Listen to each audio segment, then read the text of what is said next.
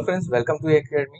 सो आज से हम front end development using HTML और सीएसएस की एक नई पूरी ट्यूटोरियल सीरीज स्टार्ट करने जा रहे हैं।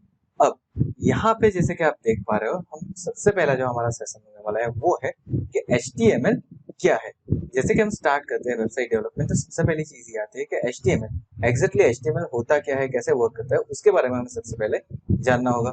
So let's begin. सो यहाँ पे जैसे हम आते हैं तो सबसे पहले हम तो ये देखते हैं what is HTML. HTML exactly होता क्या है। तो जैसे कि आप यहाँ पे स्क्रीन के ऊपर देख पा रहे हो, यहाँ पे क्या मेंशन किया हुआ है, HTML stands for hyper text markup language. HTML it is a markup language. कौन सी मार्कअप लैंग्वेज है? Hyper text markup language. अब इसका यूज क्यों होता है? It is standard markup language use for creating and structuring the web page.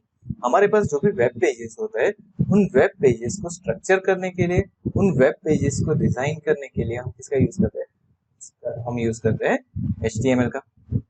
अब यहाँ पे कुछ एक और चीज लिखी हुई है, HTML uses set of tag to define the structure and the content of web pages। HTML क्या होता है? तो HTML क्या करता है, तो हमारा जो वेब पेज के कंटेंट है उसका स्ट्रक्चर और उसका जो कंटेंट है उसको डिफाइन करने के लिए हम क्या करते हैं? HTML के टैग का यूज करते हैं। Now, this tagger enclose the angle bracket, close और open जो angle bracket होता है उसका यूज करके हम क्या करते हैं? उसका यूज करके हम टैग्स बनाते हैं। और वो टैग कौन कौन से हो गए वो हम आने वाले ट्यूटोरियल्स के अंदर डेफिनेटली लिखेंगे। लेकिन ये टैग करेंगे क्या?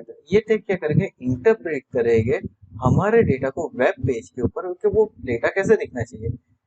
ओके, जैसे कि मान लीजिए कि मैंने मेरी अपनी खुद की एक इमेज रखी है, तो वो इमेज कैसे दिखनी चाहिए, वो कैसे होगा? तो वहां पे हमारे पास एक इमेज टैग है, वो इमेज टैग का यूज करके हम वहां पे इंटरप्रेट करवा सकते हैं।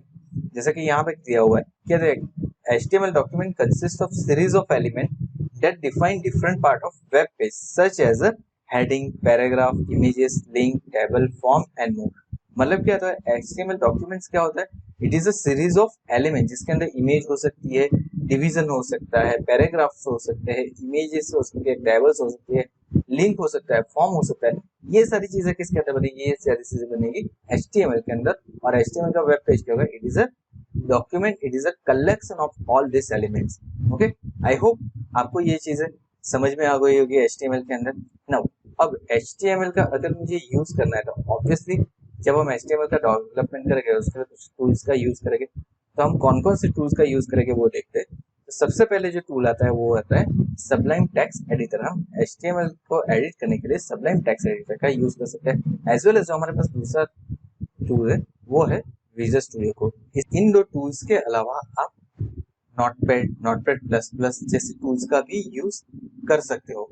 अगर आपको HTML का कोई डॉक्यूमेंट बनाना है तो उसके लिए आप सिंपल नोटपैड का भी यूज कर सकते हो। उसके लिए आप नोटपैड प्लस प्लस का यूज कर सकते हो। ब्रैकेट्स नाम का एक एडिटर आता है उसका भी यूज कर सकते हो। बहुत सारे एडिटर्स अवेलेबल है जिसका आप यूज करके HTML का डॉक्यूमेंट क्रिएट कर सकते हो। आई होप आपको ये सारी चीजें क्लियर हो गई होगी। सो नेक्स्ट ट्यूटोरियल में हम देखेंगे कि हम HTML का डॉक्यूमेंट कैसे क्रिएट करते हैं, उस वेब पेज को कैसे रन करते हैं। सो तब तक के लिए आप क्या कीजिए, हमारे चैनल को सब्सक्राइब कर लीजिए और नीचे जो बेल आइकन दिया है उसके ऊपर भी क्लिक कर दीजिए ताकि आगे आने वाले और वीडियोस की नोटिफिकेशन आपको मिलती रहे। आई होप आपको वो भी पसंद आएगी। Thank you so much once again for watching this video.